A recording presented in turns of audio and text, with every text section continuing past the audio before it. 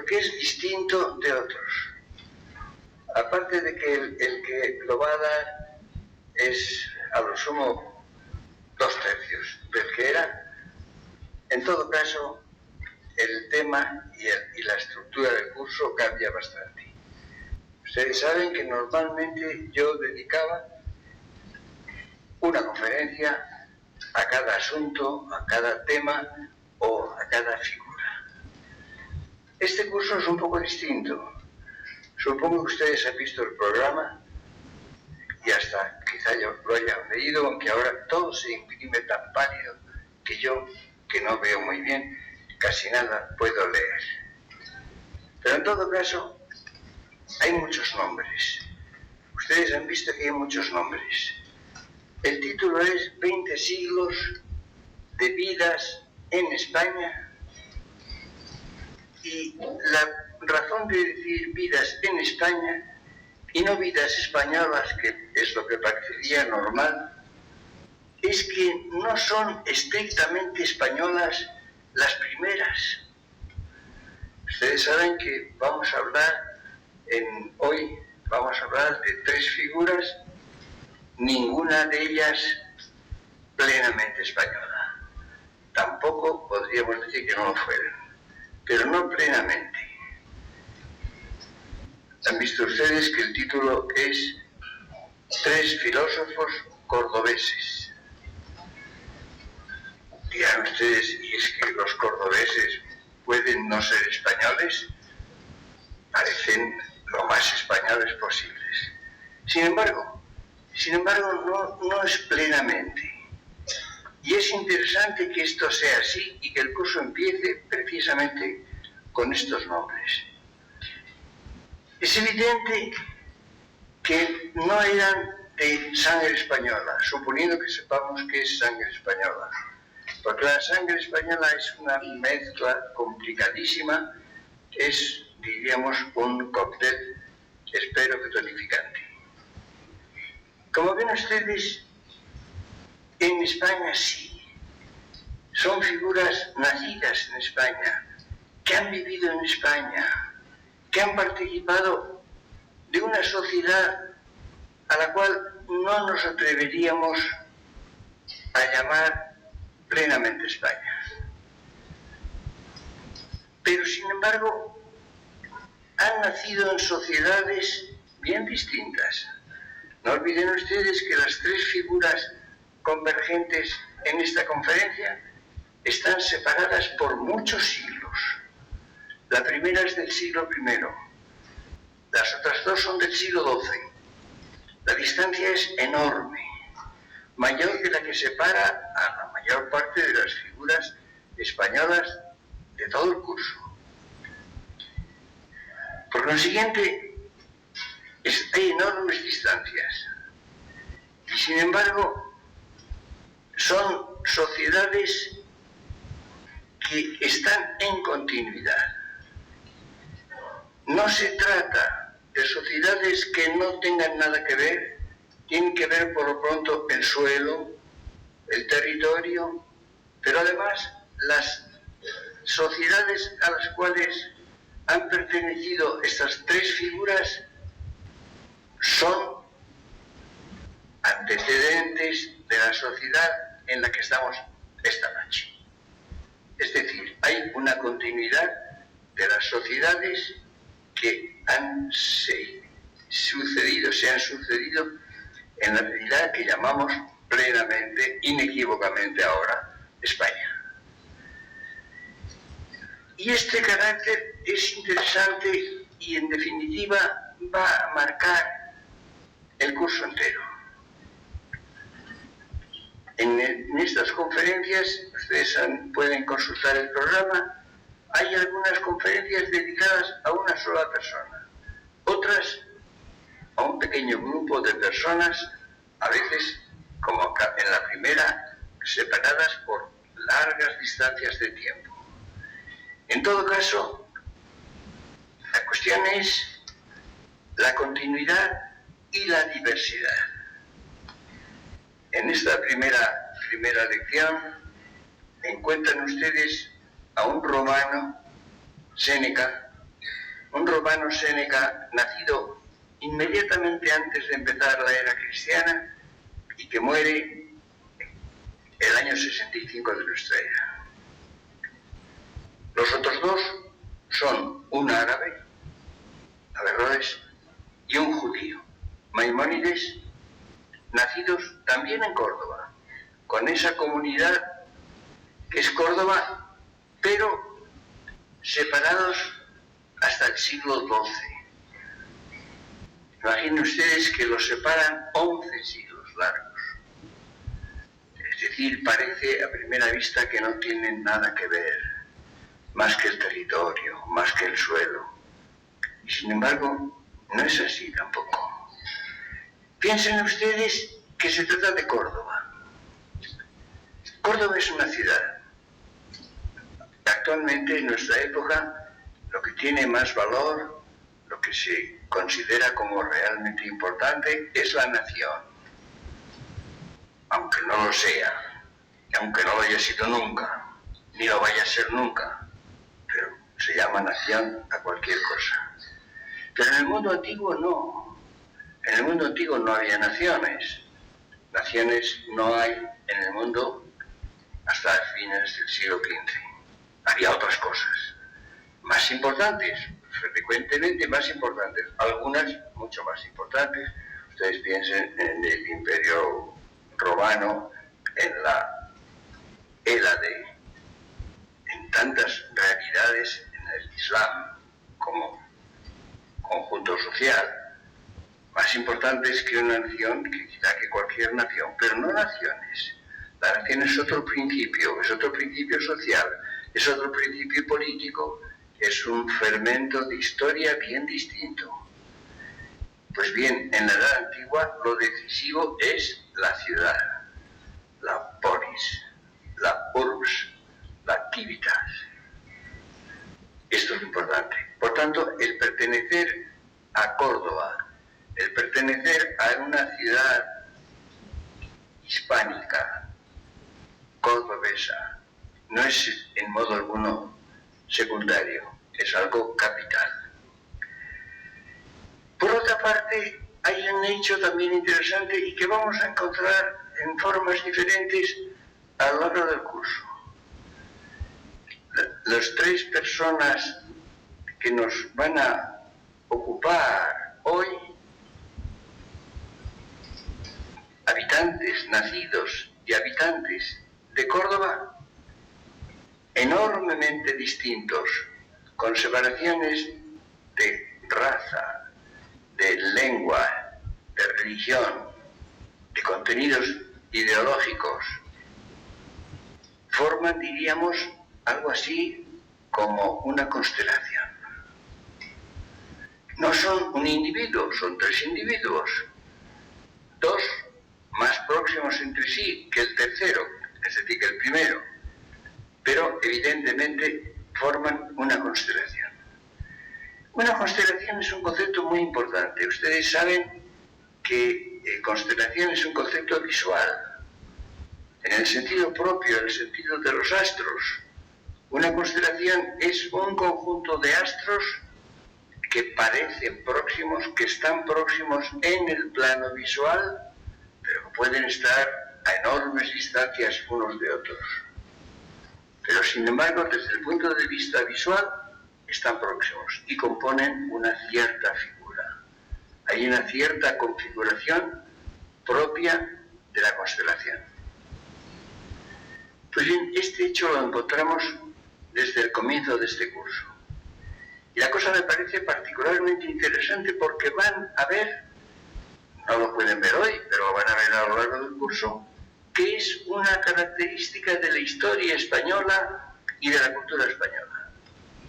Es decir, está compuesta de ciertas constelaciones, lo cual elimina de la realidad española de estos 20 siglos que vamos a considerar, un poco a vista de pájaro, naturalmente, con muy poco detalle.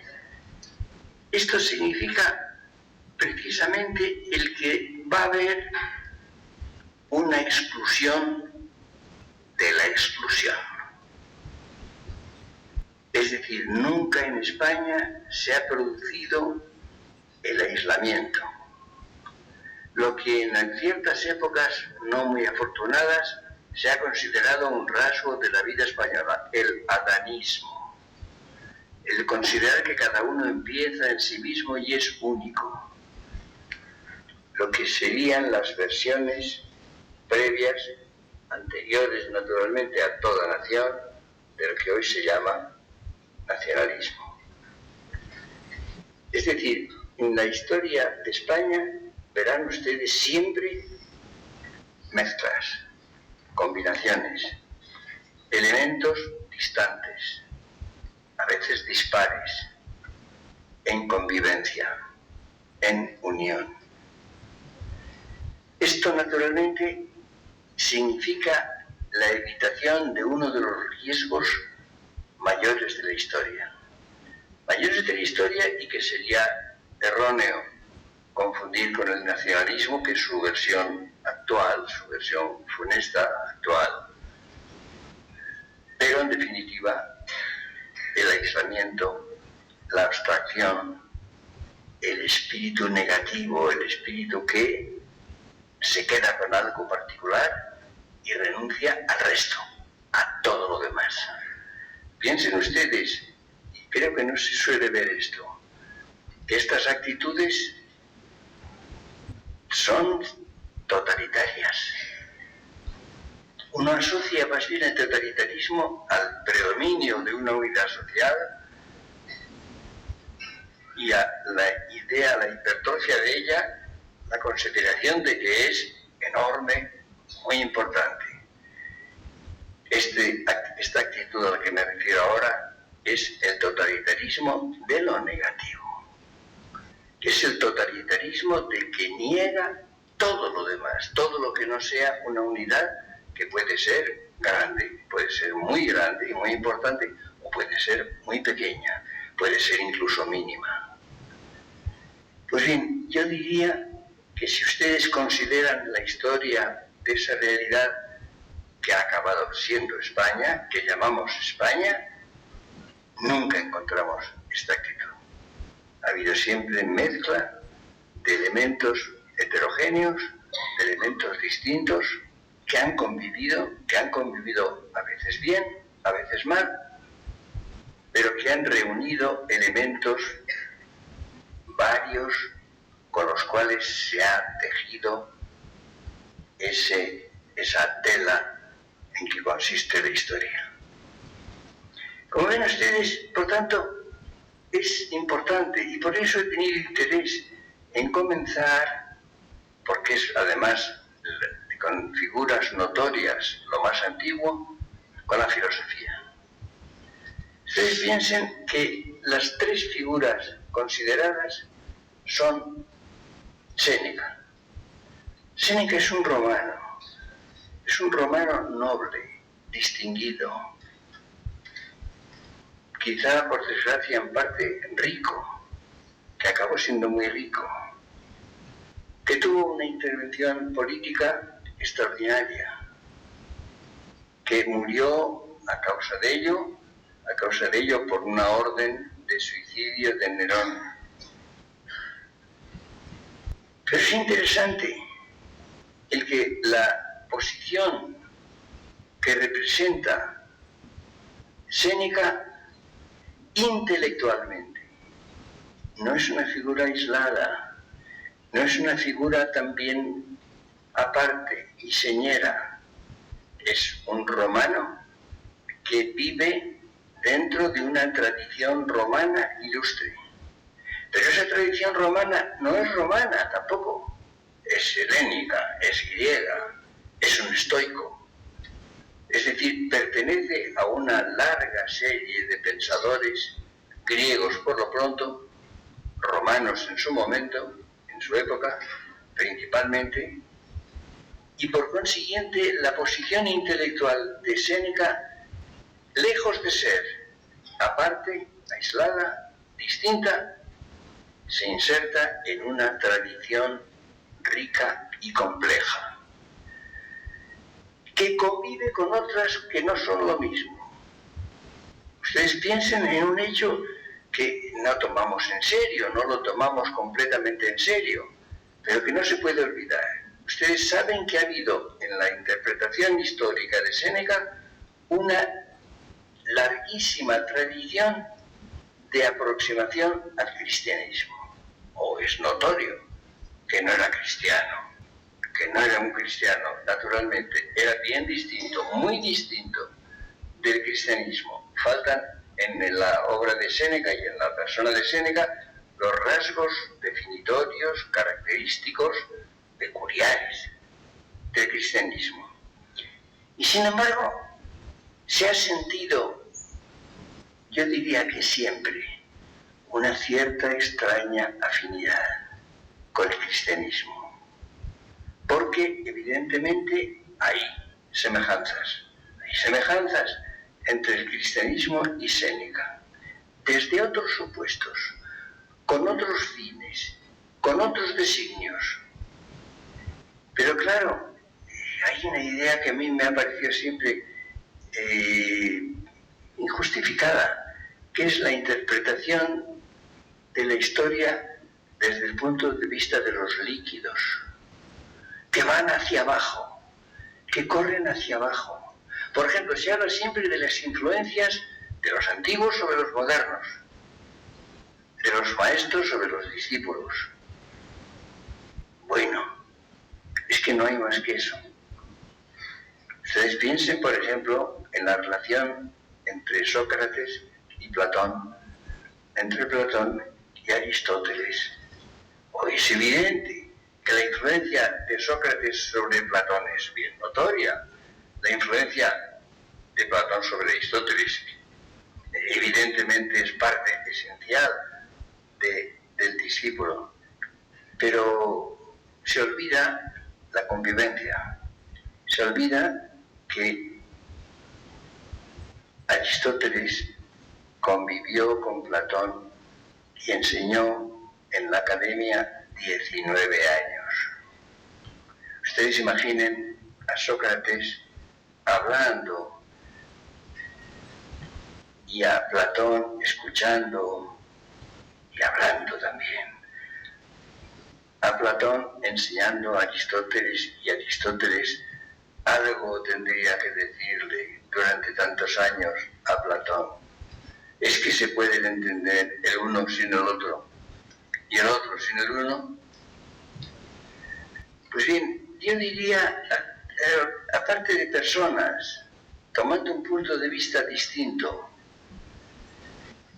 tales ideas, tales doctrinas, tales actitudes vienen de las otras, vienen de otras anteriores. Sí, pero y es que lo inverso no es cierto. Ustedes piensen, si tomamos una época, siglo I, la época de Séneca, es que no va hacia el cristianismo la época. Yo me he dedicado el curso pasado dediqué bastante tiempo y atención a un concepto que se suele ver solamente desde el punto de vista de Dios, el concepto de la plenitud de los tiempos, el pléroma. Evidentemente, en los planes de Dios está esa plenitud de los tiempos. Dios decide la encarnación, decide que Jesús nazca en Belén de Judá, justamente en un momento en que en los planes divinos está incluido. Sí, pero hay una versión distinta, que es la versión humana. ¿Qué es el pléroma? ¿Qué es la plenitud de los tiempos desde el punto de vista del hombre? Es el momento en que se dan las condiciones para que eso acontezca. Y para que eso acontezca con sentido. Como ven ustedes, diríamos que la encarnación, hecho capital, sobrenatural, de decisión divina, se produce en un cierto momento en que humanamente era posible. Era posible que se realizara y era posible la forma de realización en que aconteció. En ese sentido, por tanto, podemos decir que el mundo estaba preparado para la plenitud de los tiempos, para el pleroma, y por consiguiente que el mundo por sí mismo, aparte del designio de Dios, iba hacia el cristianismo. Pues bien, es evidente que en el siglo I de nuestra era, antes del advenimiento del cristianismo o antes de que fuera conocido y difundido e hiciera sus efectos, podemos decir que el mundo iba hacia el cristianismo.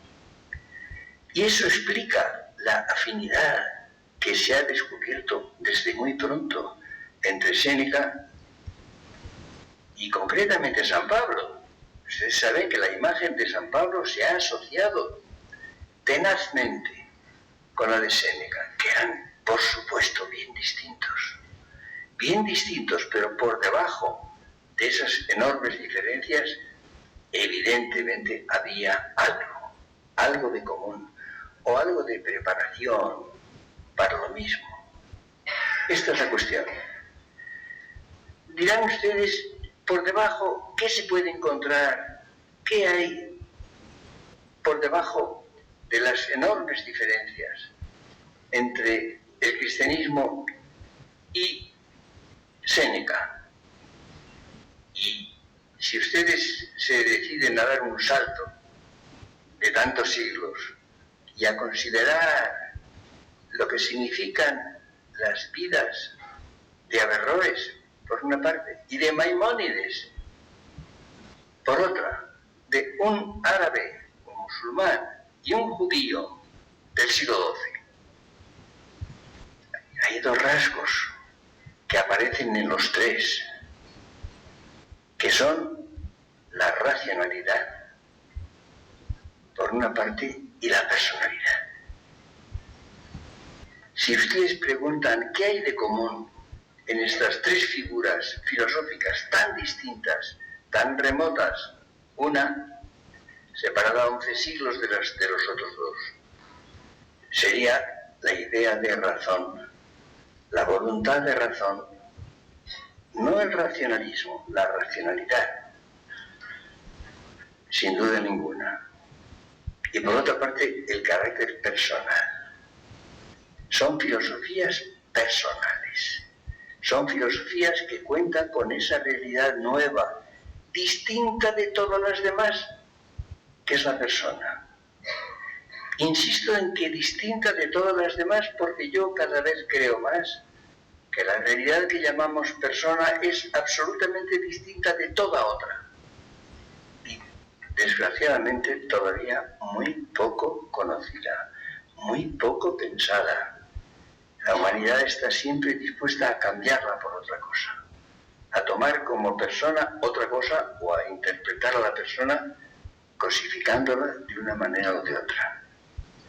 Pues bien, esos dos rasgos, si ustedes piensan en formas de pensamiento, piensen en formas de pensamiento filosófico o no. Ha habido muchas formas de pensamiento religioso, pensamiento mágico, pensamiento mítico, pensamiento literario, pensamiento político. Hay una tipología de formas de pensamiento que no constan suficientemente, con suficiente energía y con suficiente claridad. Hay muchas formas de pensamiento. Verán ustedes que el carácter racional y el carácter personal tienen puestos desiguales, enormemente desiguales, y relativamente escasos, relativamente infrecuentes. Esto me parece capital, lo cual hace que nos sintamos en esta filosofía griega, romana, diríamos occidental, y en esta filosofía de un autor musulmán, árabe, y de otro judío, hebreo de raza, judío de religión, encuentran ustedes esos rasgos de racionalidad y de personalidad en un grado que no encuentran en ninguna otra forma de pensamiento. Si ustedes comparan, yo creo que es fundamental entender los rasgos de las diferentes formas de pensamiento. Y entonces nos encontramos con eso, con esos rasgos que nos hacen sentirnos, en cierto modo, cómodos en estas formas de pensamiento y con diferencias también. Piensen ustedes en el caso, por lo pronto, de Séneca. Séneca está en una tradición que nos es muy familiar porque además es muy antigua. Es decir, hay una continuidad del pensamiento griego desde sus orígenes, desde los presocráticos, que naturalmente lleva a formas que se van articulando en los siglos posteriores con descensos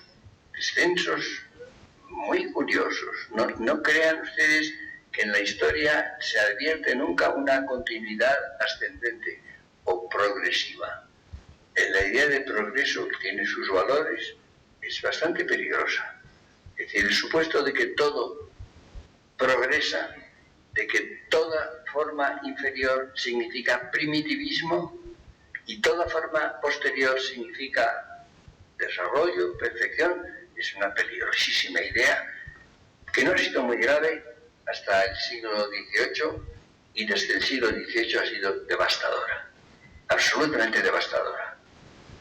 La idea de progreso, que primero fue una idea discutible, una idea problemática como todas las ideas, se convirtió en el siglo XVIII en una creencia.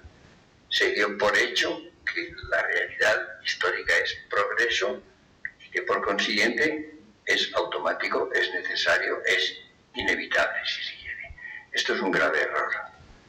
Pues bien, esto se puede ver a lo largo de la historia y evidentemente hay descensos y ascensos, desarrollos, progresos, estancamientos y retrocesos, que no tienen que ser además tampoco paralelos, no tienen que ser homogéneos.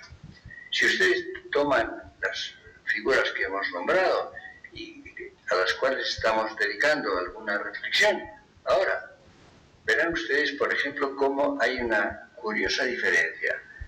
Es evidente que la racionalidad va aumentando hasta cierto momento. Es evidente que hay unas cimas muy anteriores a la época de Séneca, unas cimas que son evidentemente Platón y Aristóteles. Y después no, después hay evidente descenso.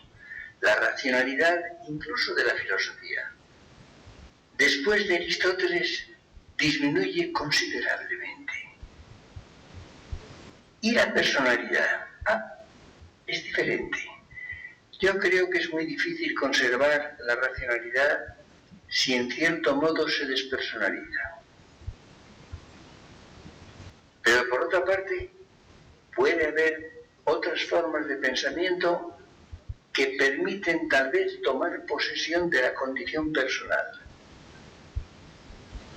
Por ejemplo, tomen ustedes el punto de vista científico, la perspectiva científica. Es evidente, sin duda ninguna, que es una forma de racionalidad, incluso de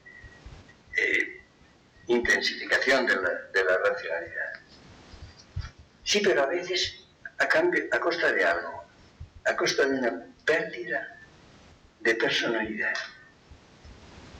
Ustedes piensen, por ejemplo, que a veces en un pensamiento religioso o un pensamiento literario, poético, encontramos, diríamos, un coeficiente de personalidad superior al que hay en el pensamiento científico. Reflexionen ustedes un poco sobre el presente, sobre el pensamiento del presente. ¿No ocurre algo parecido? ¿No se ha perdido cierto grado de personalidad en el pensamiento justamente por una intensificación, iba a decir de racionalidad, no, de una forma de racionalidad, de una forma de racionalidad que significa al mismo tiempo una cierta pérdida de ella, una simplificación. Hay formas de pensamiento racional que se consiguen a fuerza de simplificaciones, otras a fuerza de complicaciones. Tal vez las complicaciones salvan porciones de personalidad que un exceso de una forma particular de racionalidad hace perder. Eso me parece digno de ser tenido en cuenta, de ser algo que pensamos, que tenemos presente. Piensen ustedes en las dos figuras del siglo XII. Las dos figuras del siglo XII, Averroes y Maimónides, se diferencian, por ejemplo, de los pensadores cristianos de su época, en que son figuras primariamente científicas. Si ustedes toman los pensadores, los filósofos cristianos de los siglos medievales, verán que son hombres religiosos, muy primariamente religiosos, y preocupados por cuestiones morales, es decir, cuestiones directamente personales. Los árabes y los judíos de la época son primariamente figuras, digamos, científicas. Para emplear una expresión más actual, serían figuras científicas. Si ustedes simplemente lanzan una ojeada a la figura exterior, a la figura social de los cristianos, son hombres religiosos, hombres en cierto modo con alguna vertiente literaria, hombres de piedad. Los árabes y los judíos, en grado también algo diferente, son primariamente científicos, hombres de ciencia, médicos, por ejemplo, médicos o físicos. Ustedes saben el papel enorme que han tenido la ciencia y la física en general en el pensamiento árabe, en el pensamiento judío, por supuesto. Pero además han sido hombres de leyes, han sido jueces, abogados, cadíes. Es decir, hombres en cierto modo pragmáticos, pero pragmáticos con un pragmatismo racional, hombres de leyes, hombres de ciencia, hombres dedicados a la curación de las enfermedades o a la política. Es decir, si comparados con los cristianos contemporáneos aproximadamente, hay en ellos un predominio científico y técnico. Más que los... Es evidente que si ustedes consideran a San Anselmo, o a Hugo de San Víctor, o Ricardo de San Víctor, o Alejandro de Ales, son otra cosa, son primariamente hombres de oración, hombres de meditación, de piedad como tal, mucho más que de ciencia o de administración de los asuntos públicos, de la justicia, de la medicina. Es evidente. Con una cierta diferencia incluso entre los judíos y los árabes, los musulmanes. Ustedes saben, por ejemplo, que Averroes es una figura sumamente científica y jurídica. Es lo que es fundamentalmente, y médico, por supuesto, por supuesto. En el caso del judío, el caso de Maimónides, por otra parte, no olviden ustedes un detalle, escribe en árabe. Su libro capital, el More Nebuchim, Dux Perplexorum, diría, no de descarriados, como se ha dicho mucho tiempo, sino más bien de perplejos, está escrito en árabe. Porque él vive naturalmente en Córdoba, vive en tierra árabe, Dirán ustedes, bueno, ¿y cómo vive? No olviden ustedes que con gran prestigio que tiene Averroes. Averroes es la gran figura filosófica de su época y es evidentemente una figura que tiene gran autoridad. Sin embargo, tuvo muchas dificultades, perdió sus puestos, estuvo en desgracia. Cuando volvió a recobrarla con otras autoridades y, en definitiva, recobró un poco su prestigio y su poder anterior, fue para morir, murió ya muy poco después. Y, en definitiva, esta breve fase de nuevo poder y prestigio de Averroes duró muy poco. El otro era un judío que vivía y que, en cierto modo, en buena situación, en esa sociedad a la cual se le extienden papeles, documentos de tolerancia y de libertad gratuitamente, porque eso cuesta poco. Pero resulta que cuando estuvieron los almohades fue perseguido. Tuvo que vagar por diversos lugares de Al-Ándalus. Finalmente tuvo que marcharse. Tuvo que emigrar. Estuvo en Marruecos y luego estuvo sobre todo en Egipto y murió en Egipto porque no pudo volver a Córdoba, ni a Córdoba ni a Al-Ándalus. Lo cual pone un poco en tela de juicio esa tolerancia, esa libertad de que se gozaba en Al-Ándalus. La libertad y la tolerancia no han sido muy abundantes casi en ninguna parte, casi nunca. Si ustedes miran un poco, verán casi siempre signos de intolerancia, de opresión, de persecuciones en casi todas partes, en casi todo el mundo, en casi todas las épocas. Pero es curioso un detalle también importante. Si ustedes comparan a Averroes con Maimónides, Averroes es el comentador de Aristóteles. Es sumamente técnico. Conoce muy detalladamente la obra de Aristóteles. La obra de Aristóteles se conoce primero en Oriente por contacto con las culturas orientales. En definitiva, él se dedica a hacer un comentario en gran parte literal, en gran parte minucioso, un comentario, diríamos, técnico de Aristóteles. Y en definitiva, tiene una preocupación con un trasfondo científico. No olviden ustedes un hecho. La teoría aristotélica, pero en fin sujeta a muy diversas interpretaciones del entendimiento agente, del nous poietikos, en la obra de Averroes tiene dificultades con la noción de inmortalidad personal. Es curioso.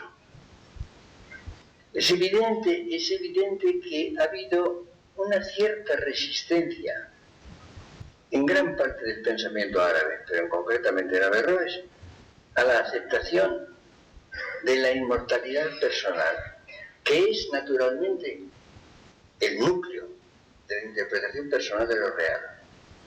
Se podría justificar, se podría probar que la persona tiene que ser inmortal.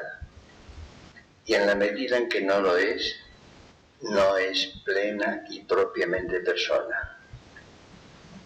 Esto no me parece evidente y evidentemente no me voy a entrar en esta cuestión ahora, pero lo dejo dicho. Lo dejo dicho en la puerta de este curso.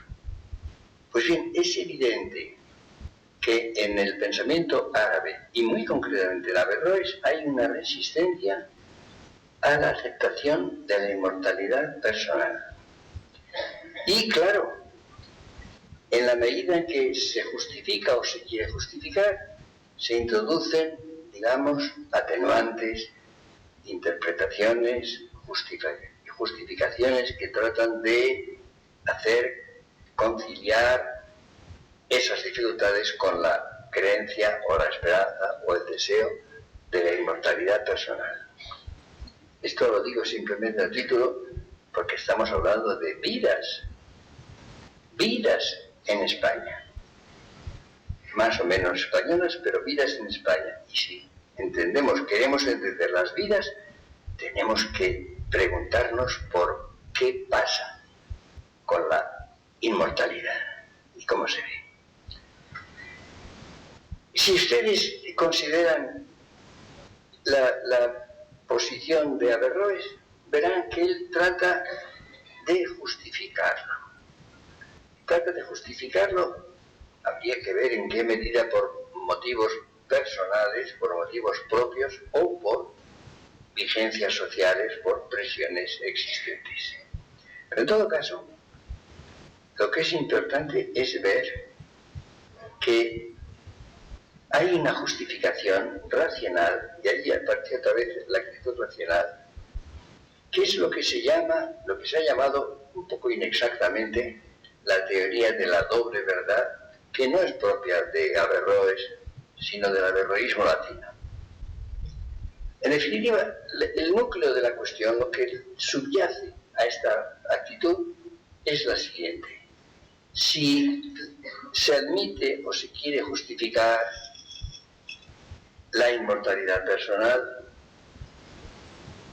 y esta choca con ciertas nociones, con ciertas evidencias o que así lo parecen, hay que darse cuenta de que lo que se piensa, lo que se lee, las doctrinas, por ejemplo, religiosas, requieren interpretaciones.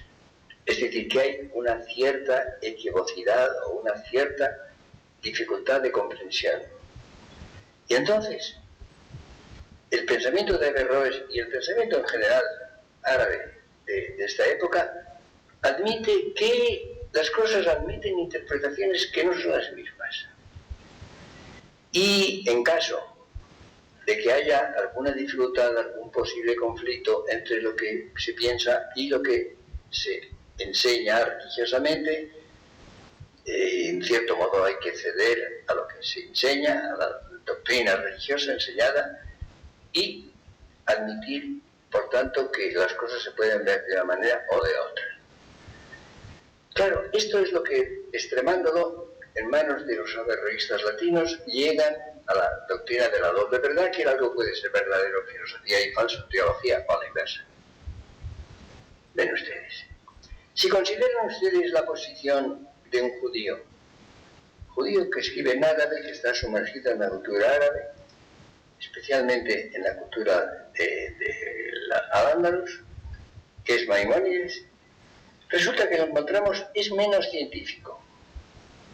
Es también hombre de leyes, es legislador, evidentemente, pero diríamos menos científico.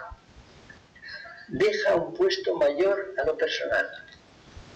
Si ustedes comparan a Averroes con Maimónides, verán ustedes, y esto es evidente incluso en su obra, el título de su obra, Dux Perplexorum, guía de perplejos. ¿Hay algo más perplejo, más personal que la perplejidad? ¿Hay algo en que aparezca más clara la dificultad de entender, la posibilidad de entender o no, de equivocarse, de dudar? Es decir, el punto de vista científico, la perspectiva a la cual aspira el hombre de ciencia y que aparece más evidentemente en los árabes, muy especialmente en Averroes, está disminuida, está distinta en otra forma en la obra de Maimónides. Maimónides nos parece, en cierto modo, más humano, yo diría más personal. Los problemas de la personalidad, los problemas de la persona están más presentes en Maimónides que en Averroes. Y probablemente las consecuencias han sido así. Es evidente que el modelo de pensamiento racional que pretende ser racional de Averroes, evidentemente es algo menos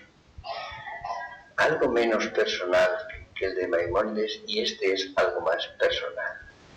Claro que, naturalmente, habría que hacerse una pregunta posterior, una pregunta un poco más avanzada.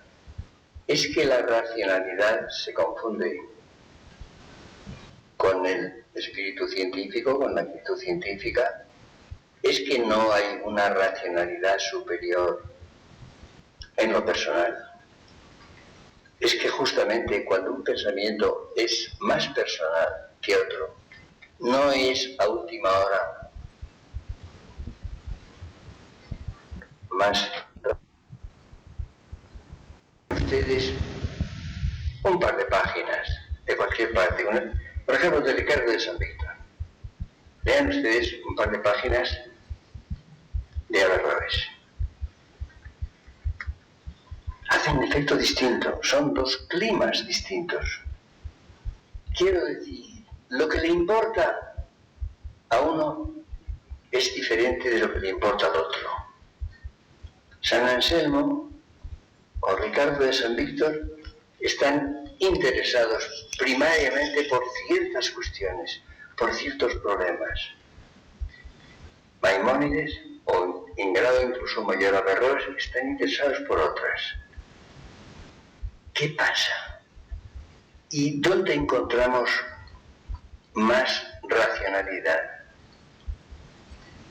En todo caso, encontramos formas distintas de racionalidad. Esta es la cosa.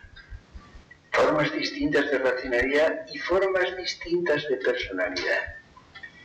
Y las dos son los dos elementos que hay en común entre estos tres filósofos y otros muchos más, y a última hora en la tradición superior que engloba paganismo, cristianismo, islamismo, judaísmo y otras formas de pensamiento a las cuales pertenecemos, en las cuales nos encontramos en cierto modo en nuestra casa, o en las cuales vemos que venimos de lo que ha sido en nuestra casa, o que vamos hacia nuestra casa, que nos estamos encaminando a nuestra casa.